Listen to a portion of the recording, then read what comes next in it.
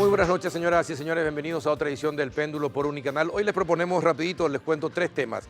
Uno, vamos a hablar acerca de la Corte Suprema de Justicia y cuáles son los planes para mejorar la justicia, y está como invitado el nuevo integrante de la Corte Suprema de Justicia, el doctor Eugenio Jiménez. Hoy juró como nuevo ministro de la Corte. Va a estar en la sala civil y nos va a contar sus planes. El segundo bloque, la unidad es igual a impunidad en el Partido Colorado. De esto vamos a hablar con el doctor Eduardo González, apoderado de Honor Colorado, y el Daniel Centurión, asesor político de la Presidencia de la República, los dos sectores. Y el último bloque vamos a hablar acerca de la economía que nos espera con lo que pasa en la región. Nuevo presidente ultraderecha en Brasil, nuevos problemas en la Argentina, qué está pasando en Uruguay, Bolivia, de todo eso vamos a hablar con dos economistas, César Barreto y Amílcar Ferreira. Después de la pausa ya estamos con el nuevo ministro de la Corte Suprema.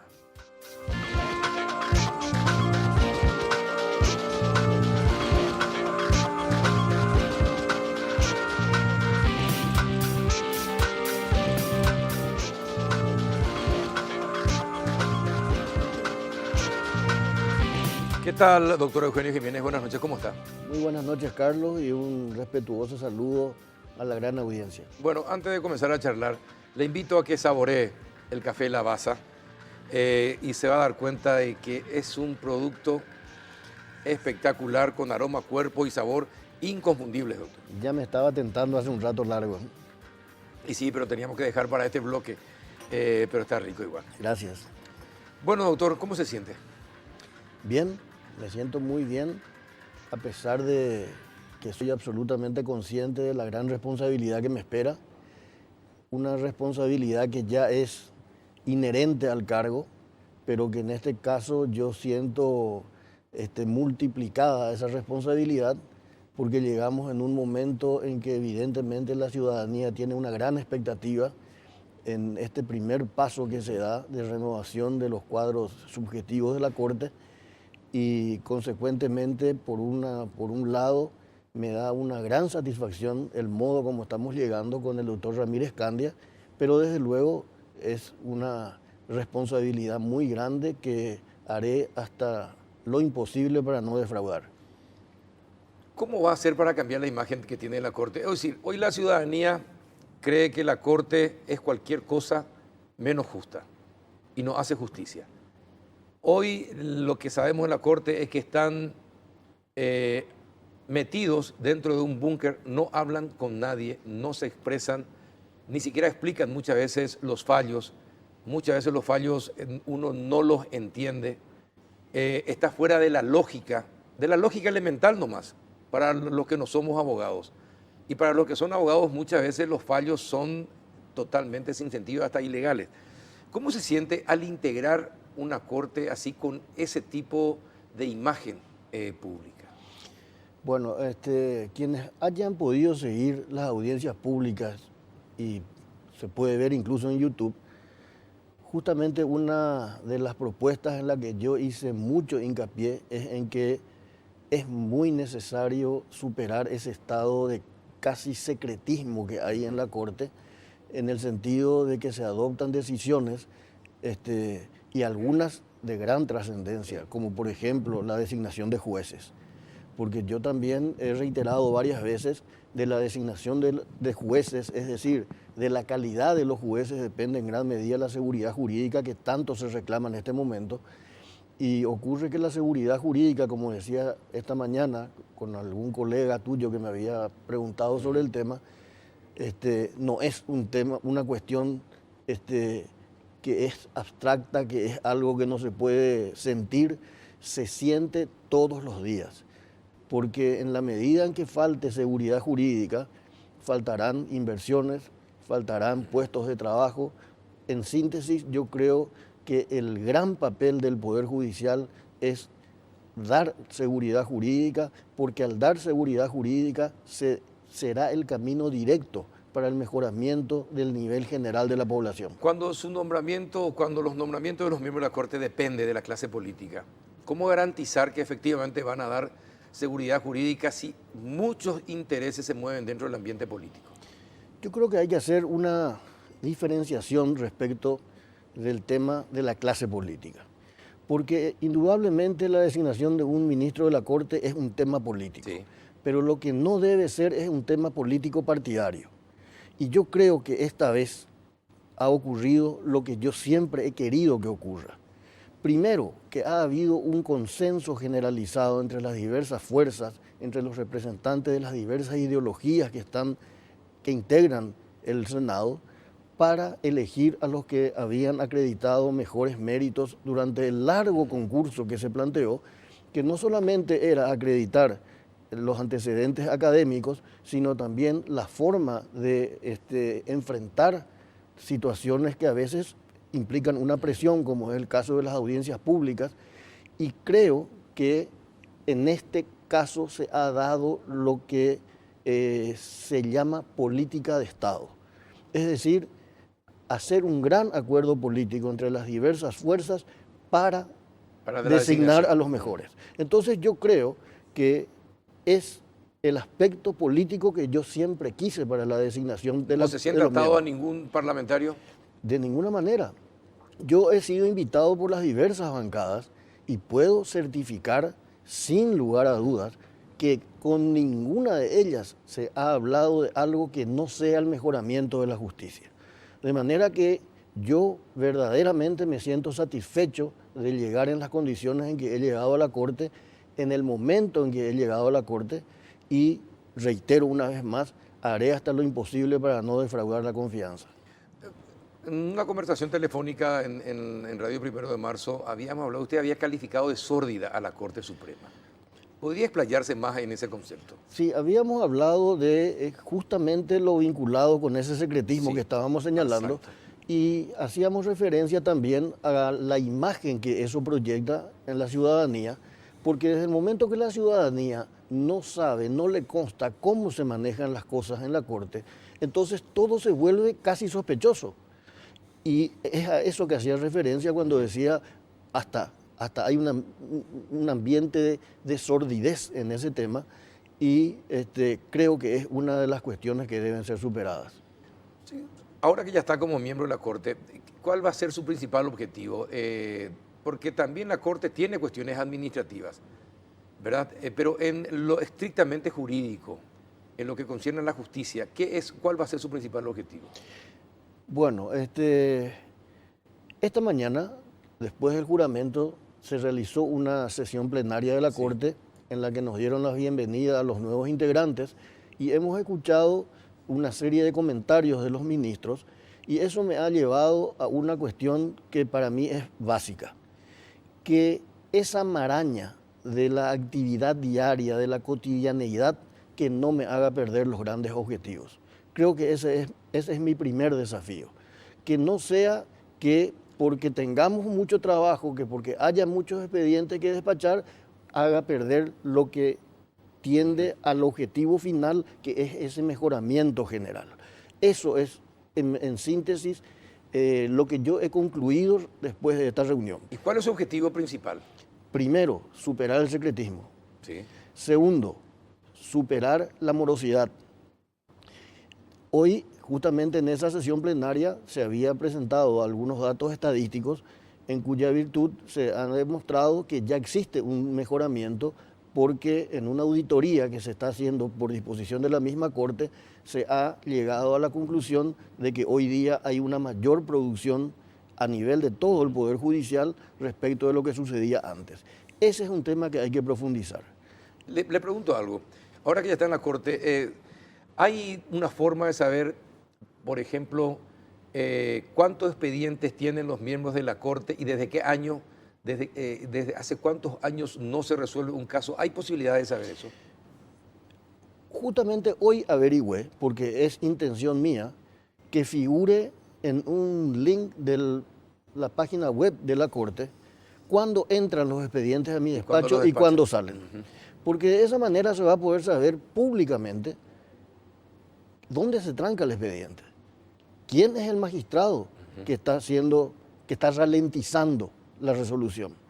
Y creo que eso podrá ser un gran paso, porque pondrá en evidencia algo que en este momento está como diluido en ese mismo secretismo que habíamos mencionado anteriormente. ¿Y qué le dijeron los técnicos? ¿Que es posible? Que es posible, que es cuestión de incluir un programa, algo como eso. Yo no entiendo mucho de términos informáticos, pero que sí es posible y espero yo poder implementar eso. Y bueno, esperemos que sí, que sea cuanto antes, porque yo creo que el ejemplo va a tener que cundir en la Corte, porque si no los otros van a demostrar, si la gente va a empezar a preguntar, ¿por qué los otros no tienen este programa para saber cuándo entra un expediente y cuándo lo despacha el doctor? Me parece muy positivo y ojalá lo pueda hacer, que no después que no le venga con la excusa de que no se puede implementar, que esto que tarda, y así se enreda justamente ese mare magnum que hace que todo sea secreto y difícil, doctor. Bueno, yo creo que en informática hoy día se puede hacer todo, de manera que no creo que me traigan algún obstáculo de carácter técnico, y yo por mi parte voy a insistir en que eso se concrete. Sí, porque hay casos que datan de hace 6, 7, 8 años. Es increíble que una cuestión de despacho a la Corte Suprema de Justicia tarde tanto. Yo le voy a decir lo siguiente, Carlos. Yo fui un abogado litigante hasta esta mañana y yo fui víctima de esa situación. De manera que conozco perfectamente el problema. Y así como conozco el problema, con los años que uno tiene de ejercicio profesional, también puede pergeñar las soluciones, de modo tal que creo que puedo llevar una visión de la ciudadanía que enfrenta todos los días esos inconvenientes en la ciudadanía que tiene la necesidad de litigar. Y creo que eso puede ser muy útil para dar a ese conjunto colegiado de la Corte una visión distinta a la que se ve en desde el punto de vista interno de la Corte. Creo que en eso puedo colaborar de una manera muy efectiva. Ahora, ¿y es correcto que ustedes administren los recursos del Poder Judicial? Mi opinión, que es absolutamente fruto de una convicción de muchos años, es que la actividad fundamental de un magistrado es la jurisdiccional. Y, por supuesto, el ministro de la Corte Suprema de Justicia es el magistrado por excelencia. De modo tal que tiene que destinar la mayor parte del tiempo, el 90% del tiempo, a resolver litigios. Ahora bien, también hay una cuestión que no se puede dejar de lado, que es la administración de un poder del Estado. ¿Y quién representa ese poder del Estado? La Corte. De manera que debe tener cierta participación, pero lo que no se justifica es que esa participación sea tan extensa que implique descuidar lo fundamental. Los miembros de la Corte normalmente llevan a sus hijos, sus hijas, sus parientes más cercanos como sus relatores. ¿Usted va a hacer lo mismo? De ninguna manera. Yo tengo 2 hijos abogados. Y ellos me venían diciendo, ¿y ahora qué será de nosotros? Porque saben bien que eso, en mi caso, no va a ocurrir. Entonces, tendrán que hacer lo que yo hice en mi vida, tratar de ganar la confianza de la gente para tener trabajo. Doctor, ¿qué pasó con su título? ¿Qué es eso que unos días antes de que llegue que el Congreso decida, se dio a conocer? ¿Podría explicarnos brevemente qué es lo que pasó? Y es algo hasta simpático, porque en primer término hay que tener en cuenta que es la segunda vez que yo me presento a un concurso. Ya estuve en la terna la vez anterior, jamás hubo ningún cuestionamiento respecto a mi tesis doctoral. También en este concurso, en todo ese lapso que hubo, que fue muy extenso, para poder hacer denuncias, para poder hacer cuestionamientos, tampoco hubo nada. Nadie se presentó. Nada, absolutamente.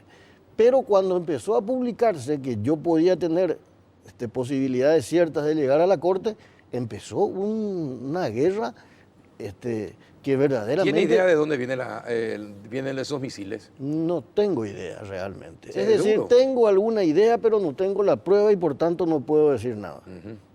¿Pero qué es? ¿Algún enemigo político? No, prefiero no dar más datos porque el día que tenga la prueba sí podré ser bien explícito sobre el tema. ¿Usted militó en algún partido político, doctor? ¿Es afiliado a algún partido político? Yo soy colorado, pero realmente nunca hice vida política partidaria. Mi vida siempre transcurrió en el ámbito jurídico, en el ámbito docente, tanto ¿Nunca a estuvo nivel... en las seccionales, participó de elecciones No, internas? no, yo realmente respeto muchísimo a la gente que estuvo en las seccionales porque también cumplen una función social muy importante, pero cada uno tiene su propia vocación. Yo, de acuerdo a mi carácter, a mi personalidad, creo que puedo ser muy útil a la patria y siendo útil a la patria, también al mismo tiempo seré útil a mi partido. Dignificando la justicia, creo que mi partido podrá jactarse de que alguien que salió de ahí ha sido un gran colaborador para la reconstrucción del Poder Judicial. Ese es uno de mis máximos objetivos. Yo no soy abogado, pero le pregunto, y si soy ignorante y hasta parezco ignorante quizás en la pregunta que le voy a hacer, una resolución de la Corte, ¿la propia Corte puede cambiarla o ya no se modifica? Una vez que dicta la resolución, Ya no se modifica.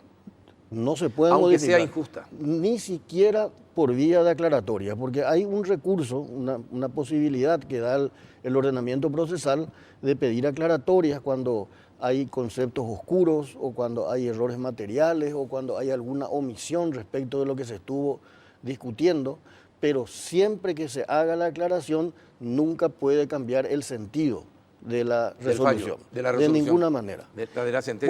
Por eso es que el dictar una sentencia es algo muy delicado y que hay que tener mucho cuidado porque hasta una ley puede cambiarse al día siguiente de la entrada en vigencia proponiendo una derogación de la ley, pero una sentencia ya nunca, no se cambia, ya no se cambia. Exactamente. No, le preguntaba esto a propósito del caso del diputado Carlos Núñez, ¿no?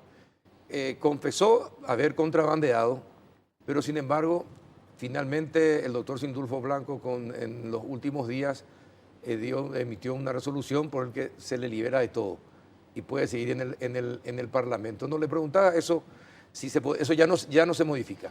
No se puede modificar. El sentido de una sentencia no puede ser modificado. ¿Y qué piensa usted de todo esto que está ocurriendo con la justicia actualmente? Esto de investigar a los parlamentarios, de investigar a los poderosos, a los que hasta hace poco eran prácticamente intocables. ¿Qué piensa de todo eso? Y creo que es algo que la ciudadanía vino soñando desde hace mucho tiempo, porque esa es una de las vías para obtener esa seguridad jurídica de la que estábamos haciendo referencia. Porque si hay un principio que está constitucionalmente consagrado, que es el de igualdad ante la ley, también esa igualdad ante la ley tiene que trasuntarse ante la igualdad en la aplicación de la ley. Y no debe haber, por supuesto, ningún tipo de privilegio. De manera que si es que en esos casos los representantes políticos que están siendo sometidos a proceso verdaderamente han incurrido en cuestiones que sean objeto de imputación y de sanción, magnífico. Pero también hay que tener en cuenta que si hay alguna situación que implique la necesidad de la absolución, la justicia tiene que absolver. No, lógico. Lógico, la justicia tiene que hacer lo que tiene que hacer para lo que fue creada, ¿no? Así mismo. Nadie pide algo diferente. El problema es que los poderosos sí consiguen cosas que van de contramano con lo que es la justicia. Y la sensación de injusticia queda permanentemente instalada. La corrupción en el Poder Judicial. ¿Qué va a hacer, doctor? Porque se habla, y usted que es abogado pasillero ha de saber, que para trasladar de acá a allá un expediente se paga. Para que tenga una firma se paga. Para que la acción de inconstitucionalidad tenga entrada y trámite y visto bueno, se paga. Incluso se conocen las cifras porque algunos ya lo denunciaron. ¿Cómo piensa desmantelar toda esa red de corrupción interna en el Poder Judicial? Lo primero que yo quiero significar es que yo nunca pagué nada. Y justamente ese es uno de mis orgullos porque nunca entré en eso y no fui expulsado de la profesión. Y además nadie nunca osó pedirme nada. Pero evidentemente que ese es un secreto a voces. Así mismo. De manera que hay que tener un sistema estricto de control porque uno no puede pedir jamás que venga la denuncia con la prueba del pago de una coima, como se dice comúnmente. No existe el recibo de pago de la coima. El que diga, quiero una denuncia responsable y que me venga con la prueba, realmente está tratando de esconder el problema. Pero sí se puede hacer un control respecto de cómo se van resolviendo las cuestiones. Porque un tema determinado, si es que otros tienen las mismas características, tienen que obtener una resolución en el mismo sentido. Claro. Y lo que suele suceder es que casos similares son resueltos a veces en un sentido y a veces en un sentido contrario. De manera que yo creo que con una auditoría de gestión y un control se puede establecer, acá hay algo raro. Porque, reitero, no se puede decir quiero que me traigan la prueba del pago. Eso no existe. ¿Y usted pediría esa auditoría de gestión? Pero por supuesto que sí. Por supuesto, es parte de lo que es necesario para llegar a una situación de estabilidad de los derechos, que es finalmente lo que dará lugar a la seguridad jurídica. Yo, y creo que el doctor Ramírez Candia, tenemos opiniones muy coincidentes, tenemos cuestiones que nos molestan en común y yo creo que podremos actuar en conjunto para ir haciendo las propuestas de manera tal que el resultado final sea un mejoramiento, que es lo que todos queremos. Bueno, doctor, llegamos al tiempo acordado. Yo sé que usted tiene un compromiso, le agradezco que a pesar de ese compromiso haya cumplido con nosotros. Le vamos a liberar, pero le deseamos todo el éxito del mundo. Usted va a estar a cargo de nuestros bienes y nuestras personas. Sus resoluciones pueden decidir sobre nuestros bienes y nuestras personas, así que le deseamos que sea lo más justo posible, que combata la corrupción, que tenga mano dura contra los corruptos y que, por favor, no se convierta en un burócrata más y que el corporativismo finalmente le ocupe a usted antes que pensar en toda la ciudadanía. Éxito, doctor, en la tarea. Muchas gracias, Carlos. Precisamente ese es mi objetivo. De modo que haré lo que esté a mi alcance para poder cumplirlo. Muy bien, muchísimas gracias. A usted. El doctor Eugenio Jiménez, nuevo ministro de la Corte Suprema de Justicia. A la vuelta de la pausa y acompañados de Café Lavazza, ya vienen Eduardo González y Daniel Centurión. Unidad en el Partido Colorado es igual a impunidad, lo sabremos en instantes.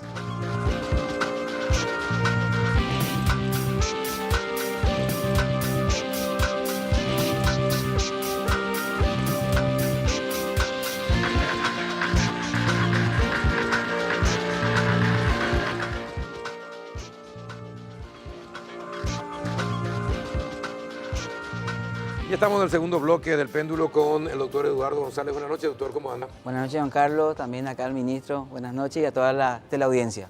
Don Daniel Centurión, ¿qué tal? Buenas noches, ¿cómo anda? Buenas noches, Carlos, para Eduardo, para la teleaudiencia y el gran equipo de trabajo. Bueno, cuéntenos, ¿la unidad es igual a impunidad o no? Porque esa aclaración que se hizo, no va a haber impunidad, me llama la atención. Por eso, ¿alguien solicitó impunidad? Por eso ya se aclaró rápidamente el tema. Yo quiero referirme a eso, Carlos, y es importante poner las cosas en su lugar. Acá el partido, con una agenda institucional que inicia el presidente Aliana hace 20, 30 días atrás, y se está cumpliendo esa agenda realmente con la última reunión que tuvo el expresidente Horacio Cartes, líder del Movimiento Honor Colorado, reuniéndole a su equipo político, porque esa es la agenda. La vuelta del presidente de la República, Mario Abdo, va a hacer lo propio. Los que desde el principio instalaron unidad con es igual a impunidad fueron los medios de prensa. Nadie habló en la reunión, en la Junta de Gobierno, en la visita del señor presidente de la República, al presidente del partido.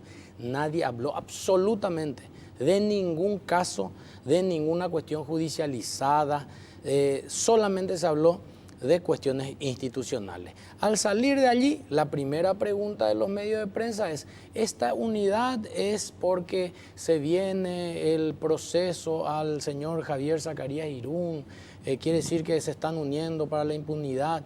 Entonces, ¿qué más queda que repetir y aclarar? Y lo propio hizo el presidente de la República antes de su viaje a Taiwán, donde decía de que la unidad no tiene nada que ver con ninguna impunidad. La justicia paralela es independiente y tiene que seguir haciendo su trabajo, administrar justicia.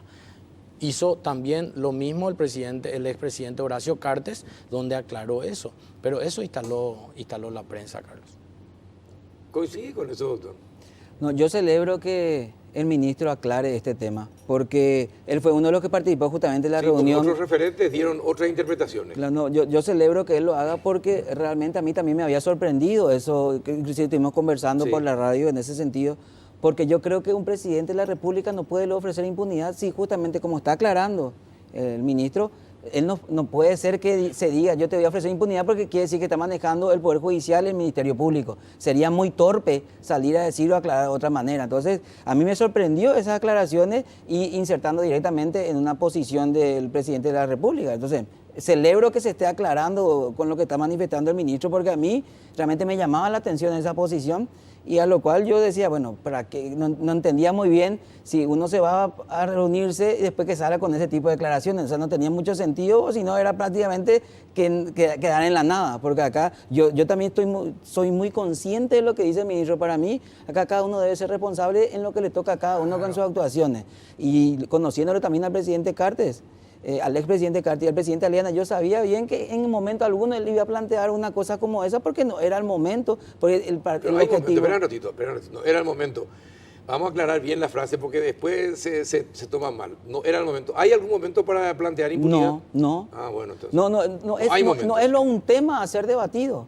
Cada uno debe ser responsable por los actos en lo que le corresponde. Y eso es lo que realmente dentro de Honor Colorado estamos actuando de esa manera. Yo creo que nadie puede desconocer o no hubo ni una obstrucción dentro de las investigaciones que se están realizando actualmente a varios de nuestros referentes. O sea, nadie puede decir lo contrario actualmente. Porque yo le conozco la posición. Es lo mismo que me digan que conociéndole al expresidente de la República, que esta cuestión sea inclusive tema de cargo, conociendo oposiciones de cargo. Pero acá sí hay que aclarar una cuestión. Yo hubiese preferido en un terreno más resbaladizo para vos, te aviso. Sí, yo hubiese preferido que esta unidad realmente se hubiese empezado desde el 15 de agosto. ¿Verdad? Realmente hubieron muchos temas que afectaron a esa unidad, porque nosotros estamos realmente unidos, porque yo como apoderador del partido pude sentir esa unidad ante las elecciones generales, que justamente la prensa salió a cuestionar cuando hubo esa unidad entre los líderes de los dos movimientos, por el temor que se tenía que se gane las elecciones. Se dio la unidad del partido, por eso que ganamos en las elecciones generales del abril pasado. Después hubieron varias situaciones que afectaron esa unidad. Y bueno, ¿cuáles son los factores que afectaron la unidad? Y evidentemente, uno de los que tiene, para mí, yo voy a hablar en forma particular, tiene que ver con el no haberse aceptado la renuncia al presidente para no tener una incompatibilidad para el momento de su juramento como senador electo y proclamado, porque él es un senador electo y proclamado, y así también perdimos la oportunidad de tener la primera presidenta mujer, que iba a ser un tema también importante, ya que estamos hablando del tema de ley de paridad. Después, lo último que a mí sí realmente me llamó la atención, por lo cual nosotros estuvimos peleando, es que la banca que le corresponde al Partido Colorado en senadores, realmente no pudimos obtener. Eso realmente, y eso yo creo que fue una falta de unidad realmente dentro del partido mismo, y eso tendría que ver, según mi entendimiento, con quién era el que iba a ocupar la banca. Era un hombre de Honor Colorado. A lo mejor no se va si eran otras circunstancias. Entonces, todos esos temas afectaron realmente a que se pueda tener una unidad, decir, ahora vamos a unirnos ahora. Afectaron en su momento, siguen afectando y ojalá que se pueda revertir, porque nosotros tenemos que plantear una acción de inconstitucionalidad ahora para tratar de cumplir con el pueblo colorado y con el Partido Colorado, que es a quien representamos realmente. A ver. Bueno, sí. Primero, decía Eduardo, celebraba de que se haya aclarado de que el presidente de la República es respetuoso de la independencia de los poderes. Eso fue desde el principio. En todo el proceso de campaña, inclusive, él siempre manifestó eso y creo que está cumpliendo cabalmente, puntualmente. Él no tiene injerencia ni en el poder legislativo, donde él debate con componentes de su movimiento, pero no impone. Acá no hay un liderazgo vertical, hay un liderazgo horizontal y se respeta la decisión individual de los parlamentarios. No, mucho menos va a imponer en el ámbito jurisdiccional. Y cuando nos referimos a la banca, que lastimosamente es ocupada hoy por un liberal, acá nos tenemos que hacer dos cuestionamientos. Primero, miembros parlamentarios del Movimiento Colorado NTT ¿votaron por los liberales o no? No votaron. Al contrario, el presidente hoy del Congreso, Beto Velar, fue uno de los grandes operadores buscando justamente de que se imponga lo que a nuestro criterio es lo legal, que es de que esa banca le corresponde al Partido Colorado. ¿Los senadores de Colorado sí votaron por los liberales? No. Estoy aclarando porque manifestó entre líneas Eduardo de que quizás si no era de Honor Colorado, como yo interpreté que insinuó de que si era del Movimiento Colorado NTT iba a jurar este senador. Otro elemento, 23 votos tenían ellos. Por más que nosotros estábamos unidos, no teníamos los votos, tenían los 23 votos y impusieron eso. Y le escuché decir a un referente, que no es, aclaro eso, Eduardo el apoderado, a un referente de Honor Colorado decir, sí, pero Marito no operó. Y yo pregunto, ¿qué es operar? Que le llame al presidente de la justicia electoral y le diga, saque una resolución en tal sentido. Justamente volvemos a lo que recién estábamos planteando. Tenemos que entender que la institucionalidad en la República debe primar. Tenemos que entender que ya no tiene que existir un telefonazo a los miembros de la Corte, a los ministros de la Justicia Electoral, buscando diseñar alguna resolución en favor. Y eso, por supuesto que el presidente de la República no va a hacer, Carlos, y no hizo. Pero esos son los tres elementos por los cuales se aclara de que hoy esa banca lastimosamente pierde el partido, pero se está accionando en el ámbito jurisdiccional. Esperamos que la justicia nos dé la razón. A ver, doctor. Entiendo la posición del ministro, pero acá hago una aclaración de lo que ocurrió ese día. Ese mismo día en que perdimos la banca, se tuvo el acuerdo constitucional para que Nicanor Duarte Frutos sea hoy director de la EBI.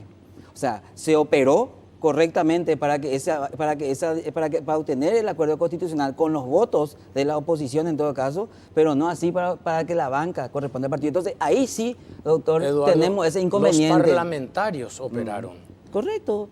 Claro, pero yo no voy a juzgar si lo que hicieron con Nicanor es legal o ilegal. No voy a juzgar el hecho de que un liberal no le haya acompañado a Arnaldo Franco como Colorado. Esa es una cuestión parlamentaria, por eso yo le extracto al presidente de la República. Ahí es fácil, ministro. Cuando nos conviene sí, cuando nos conviene no. No, pero es una cuestión parlamentaria, Eduardo. Puede ser una cuestión parlamentaria, claro, pero es una cuestión parlamentaria, pero hay que reconocer que los votos se dieron. Y quiere decir que hubo negociaciones de los parlamentarios, sí. Claro. Y bueno, y de la misma manera no se tuvo los votos para la banca. Los parlamentarios colorados estuvieron unidos, 23 votos tuvieron la oposición unida. Lastimosamente. Sí, no, es correcto. Y vos sabés bien que en los cuerpos corporativos, Eduardo, se ganan con mayoría. Sí, correcto, es correcto. Pero yo te digo nomás, es una suma de factores que afectan y uno cuando mira todo el desarrollo, todo el bagaje, lo que ocurrió a partir del 23, no del 23, del 23 de abril hasta la fecha, uno ve que Honor Colorado apoyó la candidatura, estuvimos operando. Si no fuese por el movimiento Honor Colorado, no se iba a ganar indefectiblemente la presidencia de la República. Es obligación de Colorado, claro. Pero perfecto, yo te voy a decir una cosa, doctor. ¿Por qué entonces, la gente de Colorado NTT nunca respetó la figura de la Junta de Gobierno? Pues ni participaron de la reunión. En 2 años nunca participaron. Esas son las diferencias que se están limando ahora. Bueno, correcto, pero son cosas que uno ve. Pero no podemos nosotros decir, y eso yo critiqué a alguien que yo le quiero muchísimo y que hoy felicito públicamente, que es el presidente del partido, cuando él dice... nosotros pusimos la plata en la Junta de Gobierno. Ese no es dinero en particular de ningún movimiento interno. Ese es el dinero del Partido Colorado y se tiene que justamente utilizar en los procesos electorales. Y las diferencias, quiero redondear nomás, Eduardo, las diferencias que justamente existieron desde la Junta de Gobierno es lo que hoy motiva esta conversación y hay una demostración clara de parte del presidente de la República. Es importante, si no estás informado, que hables con el presidente Aliana, que es el segundo hombre más importante dentro de Eso Honor fue duro. Colorado, después No, del eso presidente Eso fue Cartes. duro, decir que no está informado fue duro. No. Yo voy a no reconocer. Está, sí no está. No, yo no sé. Yo voy a reconocer pregunto, yo no que puedo ser adivino, ¿verdad? No, yo voy a Pero- reconocer que yo estoy en planteamientos que a mí me costan y lo que yo veo. Yo Claro, no digo que una posición por eso, del movimiento no, Honor Colorado. pero, Yo estoy Eduardo, transmitiendo estoy lo que consultando. uno ve. Yo estoy consultando, no estoy... Carlos llevó... No, yo sí, a otro no, plano. no, Maduro. Pero No. está bien, está en su No, juego. yo entiendo. Ahora, yo te digo, Yo voy a Eduardo, jugar de frente, doctor. el Yo voy a decir las cosas de presidente frente. de la República No voy a ocultar fue nada. a la Junta de Gobierno respetando, demostrando gratitud al Partido Colorado. Lo que identidad corresponde también. partidaria, Es lo que que corresponde. Es Pero lo que el corresponde presidente, también. el presidente del partido le dijo, quiero visitarte en el Palacio de Sí, Gobierno. está Y le dijo, bien. no, yo me voy a ir a la casa de todos los colorados. Y se reunieron, y eso que vos estás planteando es justamente parte de ese pasado Sí, de discordia. y reconocemos, y se tiene que saber. reconocemos que hubo errores y que es lo que se está ¿Qué corrigiendo. errores reconocen? Y que hubo errores dentro de la Junta ¿Cuáles, de por Gobierno y no se tuvo la capacidad y la madurez de distribuir dentro de la Comisión Ejecutiva los espacios No. que finalmente... Finalmente, Carlos, no. finalmente... Doctor, ahí está pero diciendo que ese fue un finalmente, error nuestro, no la de Junta ustedes. No. Espera, voy a aclarar. Ustedes no Eduardo, integraron yo los espacios. no dije Honor Colorado. No, pero está diciendo. Dije los yo creo que la pregunta es: ¿cuáles son los miembros de errores la que reconoce Colorado Y y voy a repetir lo que recién dije y vos interpretaste mal. No interpreté, porque así dijiste. No. Se interpretaría. Escúchame, Eduardo, No, por te favor, te escucho. pido, para poder interpretar bien. Ok. El error, entonces voy a hablar con nombre y apellido. El error que hoy nosotros estamos tratando de que entre en una línea de corrección para la pacificación y la unidad partidaria, porque esa es la agenda institucional, fue cometido por los miembros de la Junta de Gobierno de Colorado Añetete y de Honor Colorado, que no tuvieron en su momento la madurez y la capacidad, uno de aceptar, otros de entender, unos de ceder y otros de comprender la situación política que se daba. Por eso, imagínense por qué se da la diferencia, por uno o dos espacios más en la comisión ejecutiva. ¿Qué decide eso, Carlos? Eduardo, ¿qué decide eso? Decide el destino del país de ninguna manera. Es bueno que eso se hable De dentro de la ninguna fila de manera. Añetete, porque realmente los que no participaron fueron la gente de Colorado Añetete. Y es doctor. más, te comento otro elemento más. Cuando nosotros, el presidente de la República se reúne con el presidente del partido, le dice el presidente del partido, le dice, hay miembros de la comisión ejecutiva, a más de las dos vacancias probables, una del finado líder Luis Neitin y la otra del canciller que está pidiendo permiso o renuncia. Dice el presidente del partido, a más de esos dos, hay miembros que ponen sus cargos Así a mismo. consideración. ¿Y sabes qué le dice Eduardo, el presidente de la República? Yo no quiero el sacrificio de nadie, no hace falta. Vamos a nosotros girar en torno a estos dos. Por eso, ahora hay madurez, estamos en la línea correcta. Yo lo que quisiera es dejar esos errores del pasado y empezar a corregir. Miremos eso para corregir. Entonces tenemos entonces que... te cuento algo del presente. Una Sí. cosita nomás. Entonces dejemos también, yo voy a decir, me hago responsable, yo en forma particular, dejemos de las persecuciones también, doctor, porque hay persecución. No vamos a decir que no existen porque hay persecuciones. Hay mucha gente de Honor Colorado que fue, y es lo que ocurría, que fue totalmente sacada de los cargos, que fue, y que no tiene, no te digo, que se les sacó directamente, especialmente aquellos que eran, que tenían mayor ¿Te posición. están refiriendo a los cargos de confianza o no? No, me refiero a cargos inclusive de no mucha relevancia, pero eran sí bien identificados con el movimiento Honor Colorado. Eso se dio. ¿Dónde, Eduardo? Se dio, especialmente en Yacyretá. Hay gente cuando no quiero dar nombre porque le voy a afectar a las personas, pero te puedo dar, porque eso sí hay que ser responsable cuando no dice, porque cuando Añetete decía que había persecución, decían que había entre 700 y 1000 funcionarios que fueron despedidos. Yo siempre le decía, traigan la lista, vamos a ver si realmente, si se le sacó mal para que se le pueda ir reincorporar. Nunca se presentó ni una lista de No, nombres. a mí me consta un miembro nombrado en ESAP por este presidente que se fue, le persiguió, nombrado, le echó en plena interna, pero esa es una cuestión pasada, no importa el error de este presidente de la ESAP en particular. Ahora, a mí me gustaría saber los casos particulares, Sí. porque el espíritu del presidente de la República es justamente no persecución. Yo te comento, que es importante que Hay que vos hablar- hay sepas, que hablar con nosotros Nicanor, entonces. empezamos a corregir algunos errores que se pueden dar, pero el presidente de la República de repente no va a saber que en tal entidad a una persona humilde, trabajadora, que cumple con su trabajo, se le sacó por una cuestión política, más todavía cuando nosotros fuimos víctimas de eso en su momento. A lo mejor, y se está corrigiendo eso, doctor, Eduardo. acá hay que yo le reconocer. recibí a gente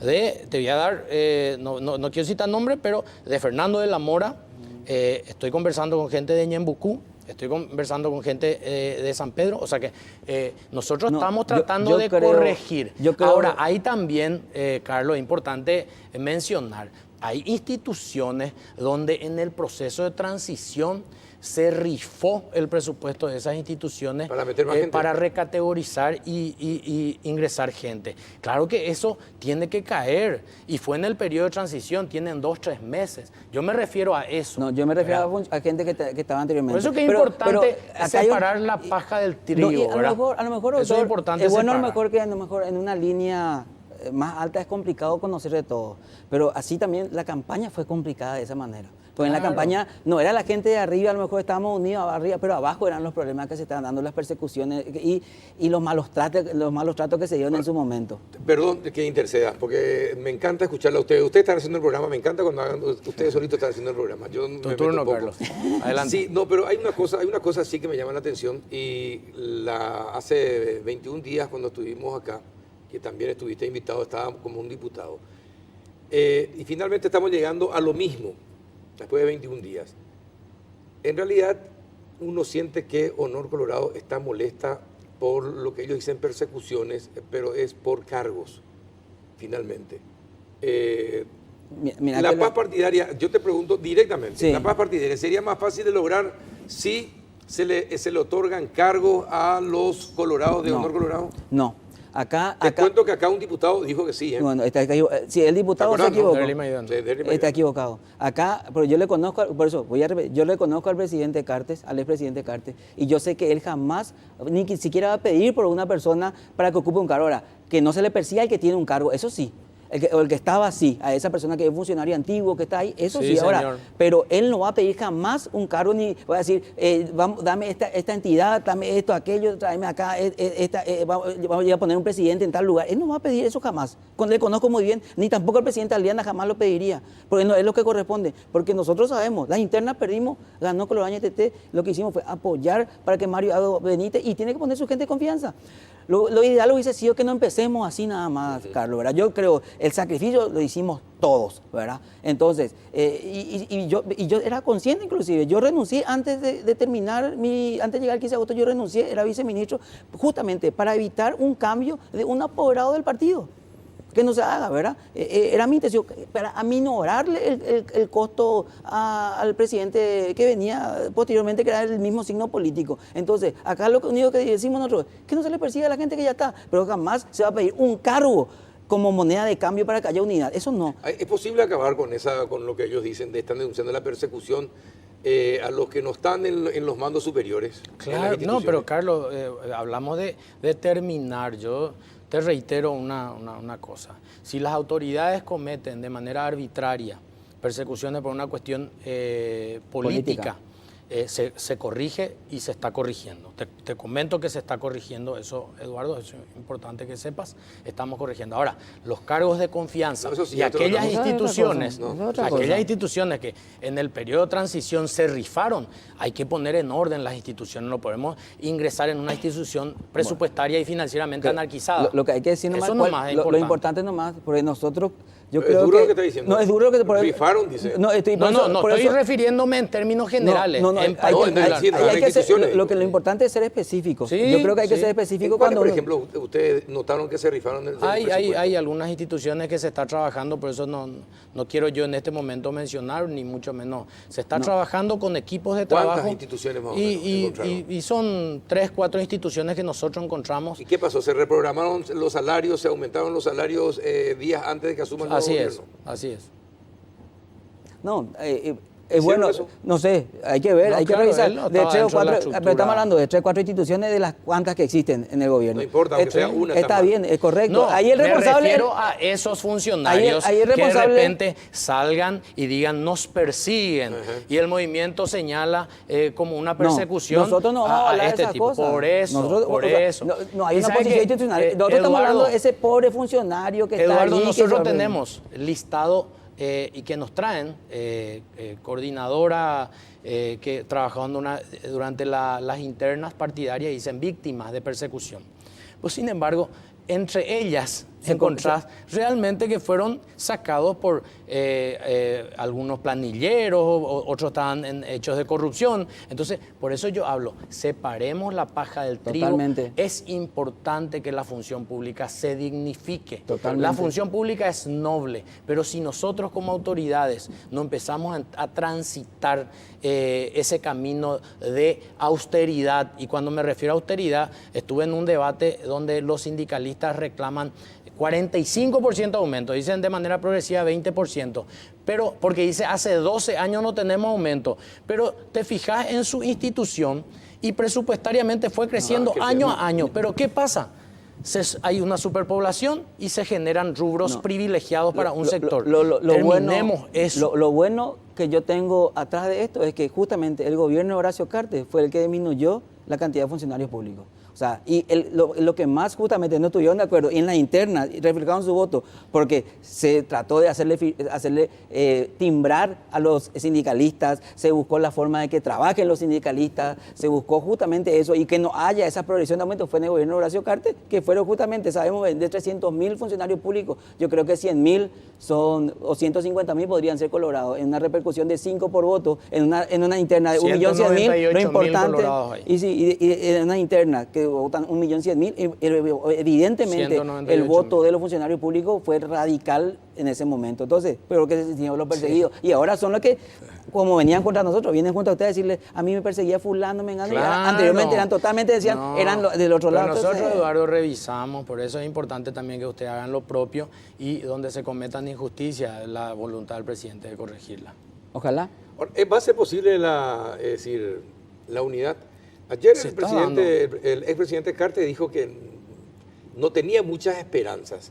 Él no dijo eso, Carlos. ¿Qué es lo que dijo? No, yo te puedo decir. A ver, decime vos, ¿qué es lo que... No, yo no estuve ahí. Él no tenía mucha expectativa. Yo te puedo decir lo que yo creo. A ver. Yo lo que yo siento. Decime. Yo siento lo que yo siento de lo que ocurrió. Porque a mí me hubiese gustado terminar mi función como apoderado general del partido, siendo que todas las candidaturas o todos los candidatos que ganaron ocupen su lugar. Porque este tema que ocurrió con Horacio Cartes no fue solamente acá. Yo no sé si ustedes saben que Alfonso Noria no pudo jurar como concejal departamental, porque lo mismo que ocurrió en el Senado hicieron en la Junta Departamental de Canindeyú. Entonces, uno dice, viendo todo lo que ocurrió, uno puede estar un poco descreído, porque yo creo, por eso empecé con eso, yo creo que Honor Colorado hizo todo lo que tenía que hacer para buscar la unidad y que este gobierno empiece con una unidad, con una gran unidad del partido, pero se dieron muchas situaciones que no se pueden desconocer, que se pueden dar lindos discursos en contrario, pero muchas cosas que hacen que uno pueda hoy estar, por suerte no sé cómo me dijiste, por suerte vos me dijiste, vos no sos negociador. No, yo no soy negociador, porque yo estoy descreído. Ojalá se pueda dar realmente. Yo quiero que se dé el Partido Colorado Unido, que este gobierno cumpla con todo lo que prometió en la campaña, porque es la oportunidad que vamos a tener en el 2020 con las municipales, que es un gran plebiscito que tiene el Poder Ejecutivo, porque no está separado de lo que hace el presidente de la República, de lo que ocurre en la municipalidad, con las municipalidades y cuántas municipalidades se ganan o se pierden, y también para el 2023. Porque si este gobierno no sale bien, evidentemente vamos a tener perjuicio para el 2023. La gente les va a cambiar. Definitivamente. ¿Vos tenés buenas expectativas finalmente? Buenas expectativas, se está cumpliendo la agenda trazada y liderada por el presidente del partido. Escucharle al presidente de la República en los términos que habló me entusiasma mucho más. Estamos en la misma línea, solamente que yo le invito a Eduardo, entiendo yo, hay muchas posiciones que son debatibles, pero tiene que preceder primero la voluntad, que los errores del pasado sirvan para eso, para corregirlos, y que empecemos todos juntos a construir este camino, este sendero de unidad. El Paraguay necesita a un Partido Colorado unido, porque el Partido Colorado unido eso inyecta y llega a nivel nacional, y nos da a nosotros la imagen de previsibilidad política y de estabilidad política, que es fundamental para las grandes inversiones, no solamente locales, sino externas. Y que se den gestos entonces, doctor. Porque Se nosotros dan. gestos, que se den gestos, porque Honor Colorado Es la dio segunda vez que muchos te dicen gestos. lo mismo, en Pero el, se en el está mismo dando. programa, gestos, ¿eh? No. Muchos gestos. Se Honor están Colorado dio dando. muchos gestos. De Estamos demostrar. trabajando en eso. Bueno, la última Eduardo. pregunta, y así una frase nomás para definir. No tiene nada que ver con lo que estábamos discutiendo, pero no puedo dejar pasar por alto. ¿Qué piensan de lo de Julián Vega? ¿Cómo calificarías así, en una palabra, lo de Julián Vega? Mi amigo es. Sí, pero en una También palabra mi nomás. amigo. Pero yo hago mías las palabras del ministro del Interior. Un bochorno. Lamento mucho. Lamento mucho porque es un... No, una palabra nomás. Una palabra. Lamento mucho. Lamento mucho, perfecto. Gracias, doctor. No hay problema. Gracias también a usted, don Daniel, por venir. A la vuelta de la pausa vamos a hablar acerca de la economía de la región con nuevas presidencias en los países vecinos. ¿Qué va a pasar? ¿Cuáles son las expectativas? Con dos connotados economistas, César Barreto y Amílcar Ferreira. Ya volvemos.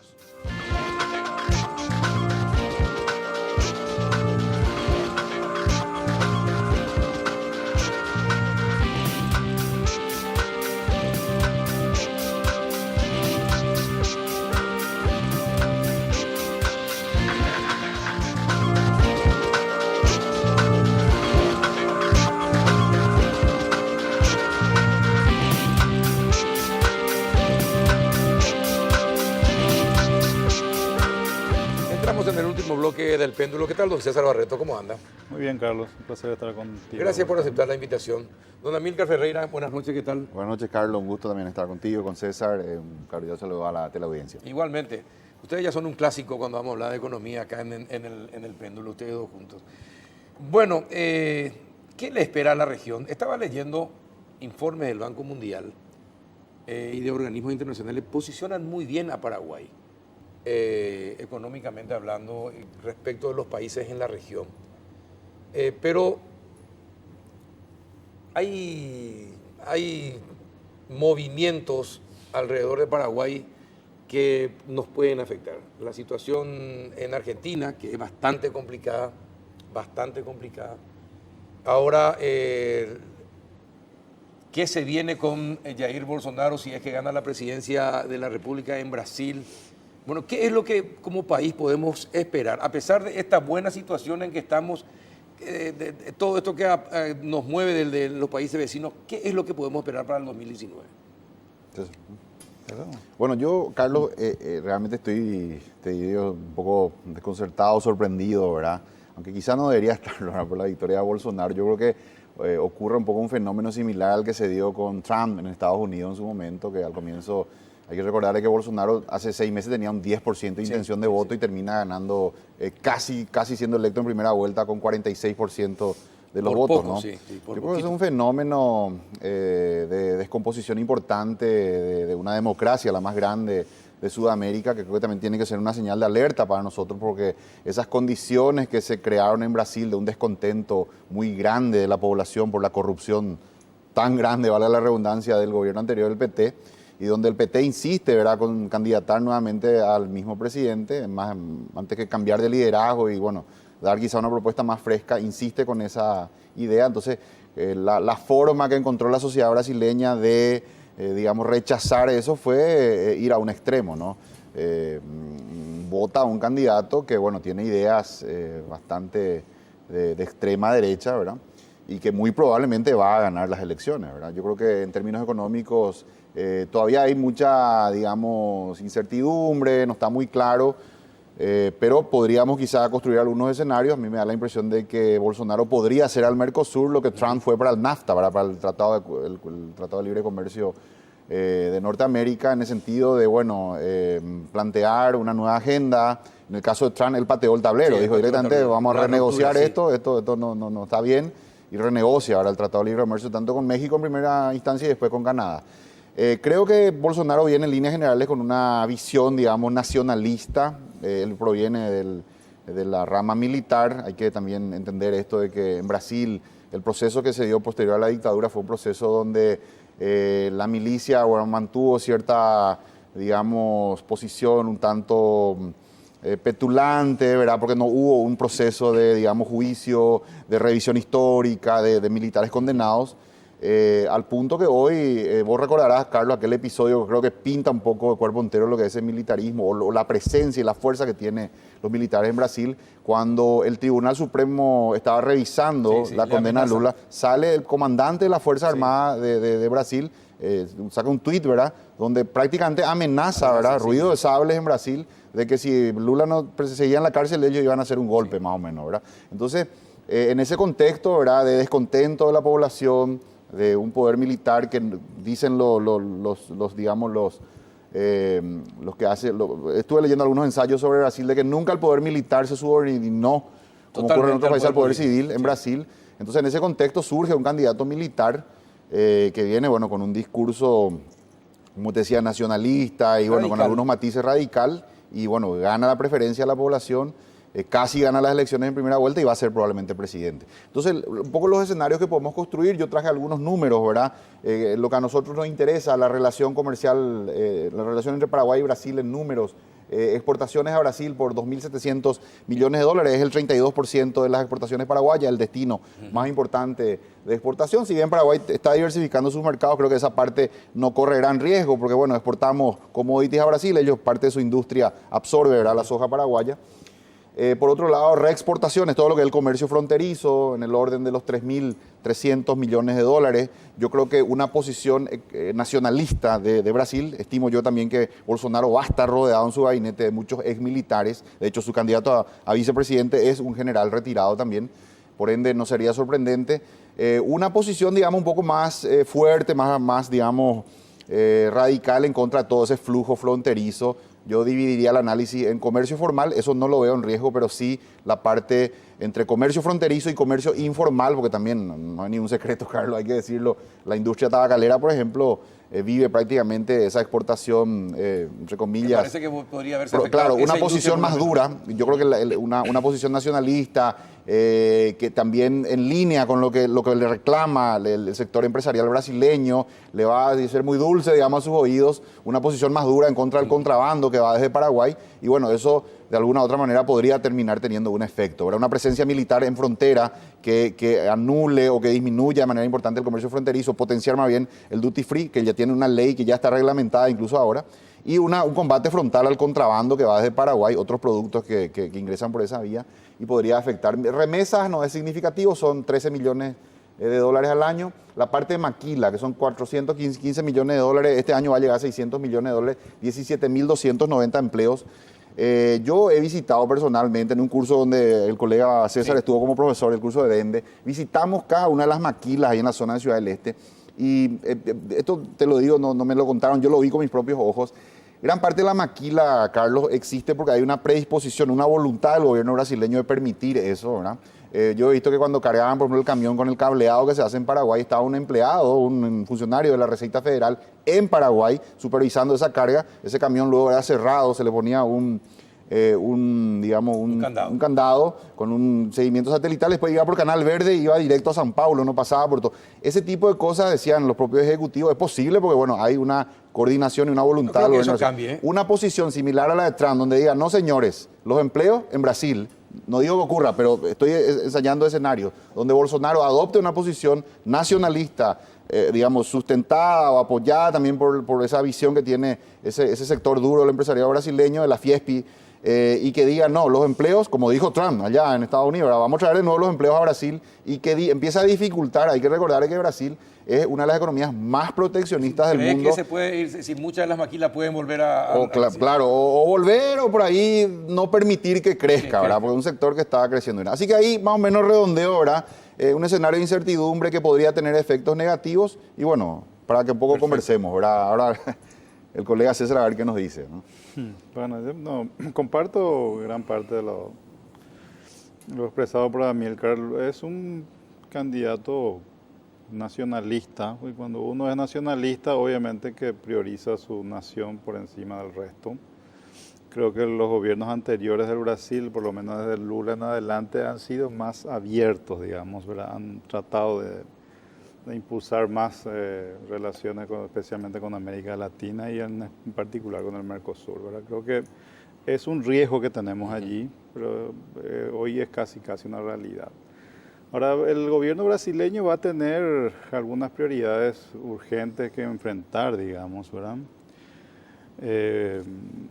Las primeras señales que dio Bolsonaro fueron muy pro mercado, Sí, digamos, promercado. ¿verdad? Tanto que a los chilenos les encantó Así es, el discurso. les encantó. Hoy el presidente Piñera, en una entrevista que le hicieron, habló muy positivamente del candidato Bolsonaro. Sin embargo, hoy mismo, en una entrevista que le hicieron a este señor, empezó a relativizar mucho las cosas que había planteado inicialmente. Entonces hoy las bolsas cayeron, el dólar de vuelta se subió un poco en Brasil. Pero típicamente son de estos tipos Trump que como no tienen una posición muy definida, depende mucho de las situaciones que enfrenten, ¿verdad? Pero a nivel interno necesita hacer una reforma previsional importante para reducir el déficit fiscal que le está acogotando al Brasil. O sea, a nivel de deuda está llegando a cerca del 90% del PIB, que no lo van a poder sostener por mucho tiempo. Me imagino yo que ese va a ser el desgaste más importante en el primer periodo de su gobierno, por lo menos, ¿verdad? Y a nosotros nos preocupa, sí, el tema de la maquila, que la parte formal del comercio que tenemos con ellos está muy resumido en el tema de maquila, o principalmente la maquila, porque las autopartes, que son el 80% de ese negocio, no tienen un acuerdo formal con el Brasil. Nosotros no tenemos un acuerdo automotriz con el gobierno brasileño y el sector automotriz está fuera del acuerdo del Mercosur. Esta relación, este desarrollo de maquila que hemos tenido en autopartes ha sido un poco informal, digamos, no está cubierto por acuerdos formales que nos permitan ingresar productos libres de aranceles al Brasil. El gobierno de Cartes negoció un acuerdo automotriz, hay un preacuerdo que no se firmó todavía ya porque se llegó al momento de las elecciones a principios de este año. Yo espero que el gobierno de Mario Abdo retome esas negociaciones porque es muy importante. Hoy llegan a 500 millones o 600 millones de dólares anuales ese comercio, ¿verdad? Y aparte de los empleos que implica, ¿no? Un tema que nos preocupa y obviamente el comercio fronterizo en un enfoque incluso de seguridad nacional, que son cosas que le gustan a este tipo de candidatos militares de derecha, yo creo que puede militarizar probablemente la frontera. Y una militarización fuerte de la frontera va a impactar sustancialmente en el comercio de frontera que prácticamente cubre todo el borde con el Brasil, ¿verdad? Ahora, ¿ustedes creen que Bolsonaro, es decir, Brasil, así como Estados Unidos, tiene una línea, ¿verdad? Es decir, el Departamento de Estado o Itamaraty fijan una línea a todos los presidentes? Es decir, se puede estar un poquitito a la izquierda, se puede estar a la derecha y se puede estar radicalmente, pero dentro de una línea. ¿Ustedes creen que Bolsonaro va a respetar o va a ser como Trump, que hace lo que él siente que tiene que hacer? Bueno, yo creo que Brasil es bastante menos institucionalizado que Estados Unidos. Por lo tanto, es más fácil que... Un presidente... Si bien el poder del presidente no es tan fuerte, digamos, desde el punto de vista formal a nivel interno, pero un ex militar con un perfil un poco autoritario, yo creo que puede doblar de manera significativa. De hecho, Lula mismo lo hizo, porque Lula le puso a un señor que se llamaba Marco Aurelio García, en paralelo a la Cancillería y que manejaba todas, por lo menos las relaciones internacionales que le interesaban al gobierno brasileño, ¿verdad? Y le dejó a la Cancillería el resto de los países menos relevantes, ¿verdad? Yo creo que puede haber un cambio. Y el otro tema que me olvidé mencionar, que nos olvidamos mencionar, el tema de Itaipú. Yo creo que la negociación ahí con un candidato con perfil nacionalista va a ser muchísimo más difícil, complicado mucho más de lo que... Menos concesiones significa eso. Si tuviéramos la oportunidad de algunas, con sí. esto hay menos concesiones, ¿verdad? Es para pensar entonces. Es decir, ¿qué estrategia deberíamos seguir? Si tenemos esta situación, supongamos que usted les llama al canciller, después de ver el programa, porque todo él seguro que lo va a ver después en YouTube, y les llama y les dice, bueno, ¿qué es lo que tendríamos que hacer? ¿Cómo podríamos enfrentar? ¿Qué medidas, qué estrategia podríamos implementar para minimizar, para reducir las decisiones que se pudiera tomar del otro lado? ¿Qué medidas se podrían tomar, adelantar, anticipar? Mira, Carlos, un poco respondiendo a la pregunta anterior y después te respondo esta. Yo veo que va a haber contradicciones importantes entre el presidente Bolsonaro, un eventual presidente Bolsonaro. Yo creo que va a ganar las elecciones. De hecho, una encuesta que sale hoy ya indica, ¿verdad?, que tiene un 54% en esta segunda vuelta. Y su ministro de Hacienda, porque él en un momento dado en la campaña dijo que inclusive que él no entendía mucho de economía y que entonces nombraba a un candidato, el Paulo Guedes, que va a ser el ministro de Economía, ¿no?, que es un liberal de la Escuela de Chicago, que bueno, plantea una economía abierta, claro. entrar en otra visión respecto de la posición en un proceso de reducción, de reducción de impuestos, de abrir, como te dije, la economía, que es lo contrario de lo que sería una visión nacionalista, y de achicar el Estado a una mínima expresión. Esa es la idea de hecho, ya en campaña se dieron dos oportunidades en las cuales, una de ellas hoy, en la cual el candidato Bolsonaro tuvo que salir a contradecir y a rectificar ideas que había expresado su candidato a ministro de Hacienda ante la prensa. Hoy fue lo de las privatizaciones, ¿verdad? Que habían hablado de privatizar empresas como una manera, digamos, de implementar esas ideas liberales, y Bolsonaro dijo, no se va a privatizar nada. Entonces, yo veo que va a haber ciertas dificultades para compaginar la visión liberal del que va a ser ministro de Hacienda con las ideas nacionalistas del presidente Bolsonaro. Ahí vamos a ver seguramente algunas chispas, vamos a ver si finalmente cómo esa diferencia de ideas se termina amalgamando, ¿no? Yo creo que coincido con César, la negociación de Itaipú con un presidente nacionalista, de línea dura, militar, rodeado por un gabinete de militares. Podríamos calificarlo de impredecible. Es decir, más allá de nacionalista, etcétera, etcétera. Bolsonaro parece impredecible. Entonces tendríamos que hablar cómo vamos a negociar con una persona impredecible. ¿Sería así más o menos? Ese sería el temor. Hasta ahora es impredecible porque no ha expresado con claridad qué es lo que quiere, digamos, para su país, ¿verdad? Tiene un discurso que más bien es político. Es político, digamos, ¿verdad? Está en campaña. Ahora, lo predecible es que es nacionalista, militar nacionalista, y eso le enmarca dentro de ciertos márgenes de pensamiento y de acción que probablemente va a querer llevar adelante. A partir de ahí ya enfrentarán las dificultades que le plantea la política interna de ellos y las relaciones internacionales, pero él, su lógica de pensamiento claramente piensa como militar y es nacionalista, ¿verdad? Yo creo que quizá el aspecto positivo, por llamarlo de alguna manera, es que la economía brasileña tiene un nivel de deuda tan alto, superior al 80% del Producto Interno Bruto, un déficit fiscal alto también del 8%. Eso le da poco margen de maniobra, tendrá que, digamos, ser muy cuidadoso. Yo me baso en eso para decirle que el modelo económico brasileño no va a cambiar mucho. Yo creo que van a seguir siendo un gran exportador de alimentos, no van a hacer grandes cambios, digamos, en lo que es el modelo general. Más bien van a haber matices que ellos van a tratar de tocar, y justamente algunos de esos matices son los que nos afectan, ¿verdad? Uno de ellos es el combate al contrabando, ¿verdad? Que no cambia el modelo económico, pero que te resuelve una parte, ¿verdad? Disminuye el contrabando desde Paraguay, pero es justamente el aspecto que a nosotros nos puede afectar. Espera un ratito, para aclarar. Sí. El contrabando nos favorece. Es decir, el contrabando es positivo para el Paraguay. El comercio fronterizo y el contrabando, ambas cosas. La suma de ambas cosas, que nos guste o no, es un renglón económico importante en nuestro país. Sí, pero es necesario precisar un poquitito los temas. Por eso yo le llamo comercio fronterizo. Lo que pasa es que hay que mirar un poco, hay países que han funcionado en base a este modelo, un país proteccionista, un país chiquito, grande, al lado de un país pequeño que lo que hace es introducir productos altamente protegidos en el país grande. China, Hong Kong, ¿verdad?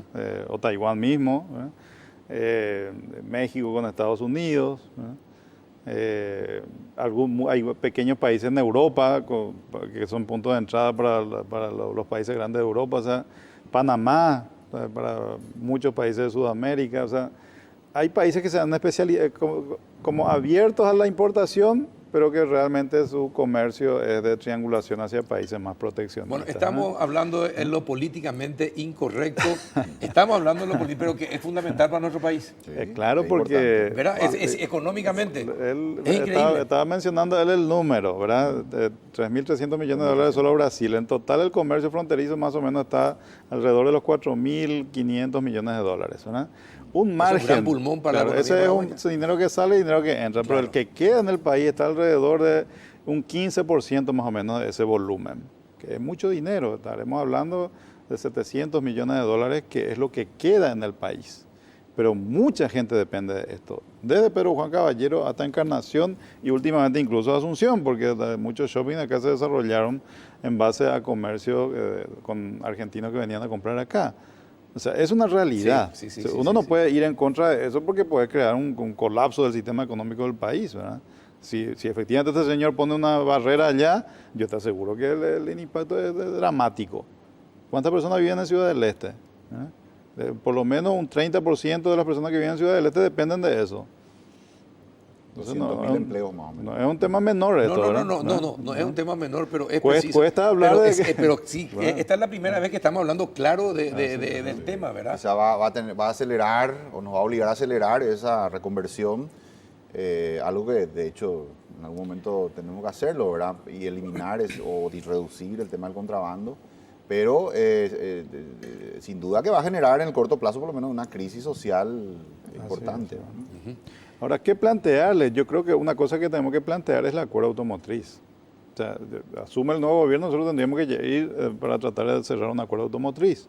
Que ese es un modelo de comercio formal con ellos, que ayuda a desarrollar un sector importante en el Paraguay, ¿verdad? Porque eso hoy depende de la voluntad, nomás como decía al inicio, ¿verdad? Del gobierno, de la buena voluntad, de la predisposición del gobierno brasileño de permitirlo, por todo esa y la falta del acuerdo. Ya vino la industria a instalarse acá, por eso me parece, es decir, yo no sé si para Brasil va a ser un buen negocio que la industria esté tan alejada, es decir, esto por una cuestión de distancia y de economía, es que Brasil les genera instala esa maquila. Sí. Les genera competitividad. Ahora, claro, les da competitividad. Claro, pero yo no sé si el gobierno sería capaz de perder esa competitividad, o no sé, por eso... Bueno, hay un sector en particular que no le quiere mucho al Paraguay, que es el sector de los autopartistas del Brasil. Porque esos 17.000 empleos que mencionaba Amílcar, son 17.000 empleos que dejaron de crearse. Claro, que se perdieron allá. Una posición como la de Trump decía, traigamos de nuevo los empleos a Brasil, en el eventual caso que se diera, implicaría, empezar a ponerle trabas a la maquila brasileña. De última, en todo caso, dejemos lo que ya está, pero no permitamos que crezca más. Igual, pues... Claro, yo creo que la negociación va a implicar muchas cosas. Uno, que se acuerdan cuotas. Son partes normales de negociaciones, ¿verdad?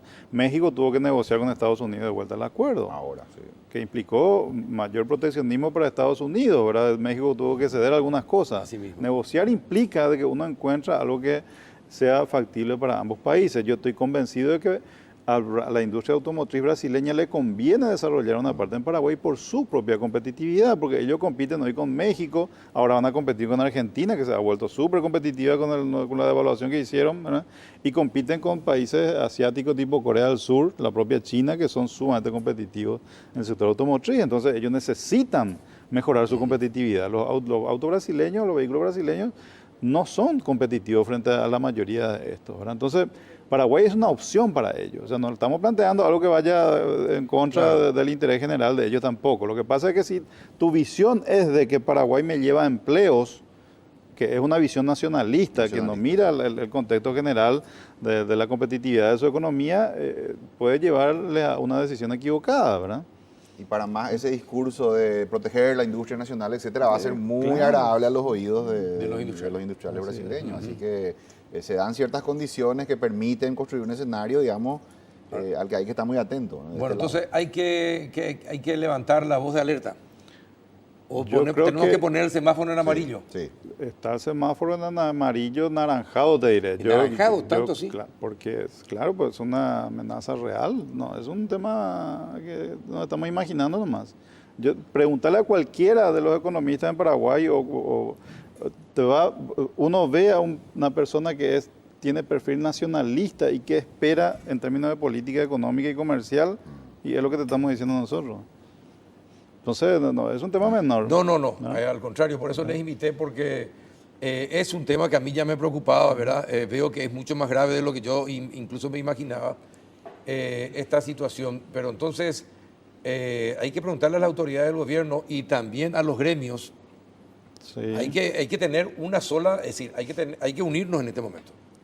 Hay que unirnos y tratar de tener una sola visión para ya negociar con fuerza. Y claro, ir a plantear rápido las cosas que a nosotros nos interesan. Yo creo que tal vez podamos pegar rápido y podemos salir mejor parados antes que esperar que ellos nos planteen las cosas ya desde su punto de vista, ¿verdad?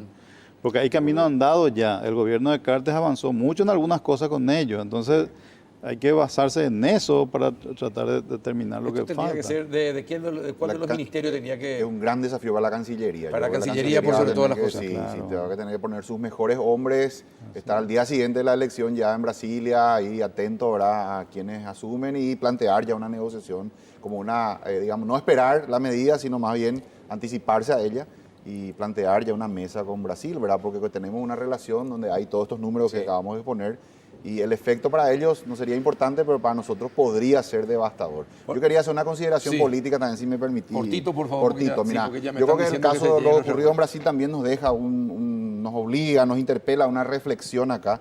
Creo que se ha dado un proceso de descomposición de su política, a altísimos niveles de corrupción, un desprestigio muy grande de la clase política, y creo que eso ha creado unas condiciones para que la sociedad brasileña optara por un extremo. Creo que en Paraguay deberíamos también pensar, creo que se dan también ciertas condiciones similares, altos niveles de corrupción, un gran desprestigio de la clase política, y yo temo que estas situaciones, digamos, que vemos desde Trump hasta ahora Bolsonaro, o que venga un Mesías acá. Así que las fuerzas democráticas, los demócratas de Paraguay, creo que deberían en este momento reflexionar acerca de la importancia de, digamos, más que nunca fortalecer nuestra democracia para evitar situaciones como esta. Gracias, Amílcar. Don César, finalmente, cortito.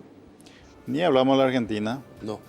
que también tiene cambios muy drásticos que nos están impactando ya, incluso más que Brasil en este momento. Pero creo yo que la ventaja que tenemos es que como somos ordenados en algunas cosas, especialmente la macroeconomía es muy ordenada, tenemos la capacidad de aguantar estos golpes como lo venimos aguantando ya hace un buen tiempo, ¿verdad? Esa es una fortaleza que debemos mantenerla, debemos consolidarla y que es finalmente lo que nos da la posibilidad de acomodarnos a estas situaciones cada vez más complejas que se nos plantea, ¿verdad? Nos va a impactar, nos está impactando, pero estamos preparados para salir adelante a pesar de estas dificultades, ¿no? Perfecto. Don César, muchísimas gracias. Me alegro de haberlos invitado. Gracias, Carlos. Es una alerta. Hoy descubrimos muchas cosas. Hablamos de lo bueno que es decir, el contrabando para el país. No es lo políticamente correcto, pero eso lo descubrimos. Nos vamos. Gracias, don César. Gracias, don Amílcar, y a ustedes por acompañarnos en sus casas. Hasta el próximo miércoles.